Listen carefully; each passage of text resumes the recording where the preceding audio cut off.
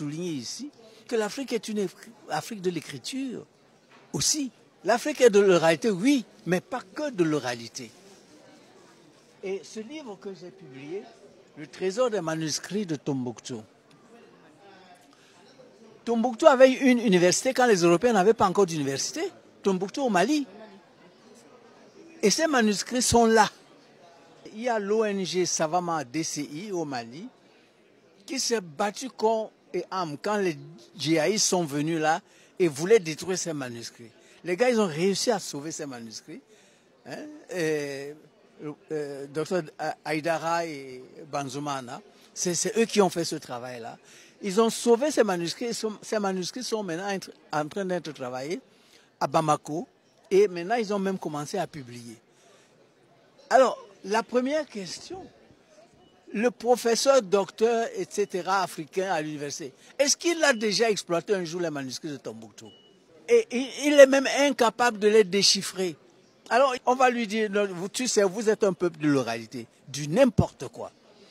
Maintenant, quand vous allez regarder ces écritures africaines, ça c'est l'écriture Mende en Sierra Leone, l'écriture Gadabose en Somalie, le Mwangweo au Malawi, l'écriture Akaouli au Nigeria, bon, etc. Ça c'est l'écriture Bamoun.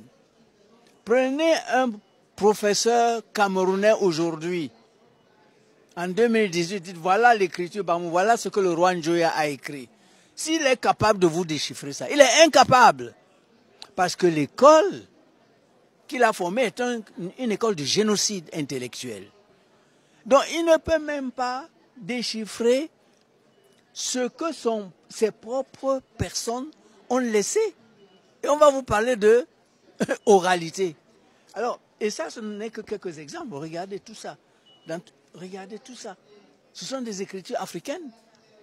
Mais que les intellectuels africains qui ont été à l'école française ou anglaise sont incapables de déchiffrer. Alors ces écritures-là, ce n'était pas juste pour avoir des modèles, mais c'est parce qu'il y avait des enseignements. Il y avait des enseignements dans ces écritures. N'oubliez pas parce que vous avez été vaincu. Vous avez été vaincu et le vainqueur a interdit tout ça. Le vainqueur a interdit tout ça, clairement. Et il vous a mis dans son école. Regardez par exemple ici, ça, ce sont les minutes d'une juridiction. D'une juridiction d'une femme, n'est-ce pas, qui a été infidèle et qui a eu un amant. Et voilà, regardez la traduction référencée. Mais regardez le texte en CDB, en écriture CDB. Et ça, c'est un arrêt de justice. Alors, le juriste sénégalais, ivoirien, camerounais, il connaît tout ça. Il va vous dire que le droit est venu avec la colonisation de la France. Du n'importe quoi. Du n'importe quoi. Ce sont des génocidés qui parlent comme ça. Et moi, je parle à mes collègues avec beaucoup de sérieux et qu'il faut qu'ils arrêtent ça. Tout de suite. Et qu'il faut qu'ils retournent à l'école. Les diplômes qu'ils ont là, j'ai 2 doctorats en France. J'ai une habilitation allemande. Mais c'est insuffisant. Quel est l'héritage scientifique de l'Afrique? Et tant qu'ils n'ont pas intégré l'héritage scientifique de l'Afrique dans leurs recherches et dans leurs enseignements, ils vont continuer, c'est eux qui vont continuer le génocide que les autres ont imposé. C'est pour ça donc que nous mettons tout ça à la disposition, pas seulement de la jeunesse africaine, mais du monde entier, pour dire arrêtez, arrêtez du n'importe quoi sur l'Afrique. Parce que même les Européens, beaucoup, ils ne savent pas qu'ils sont de mauvaise foi.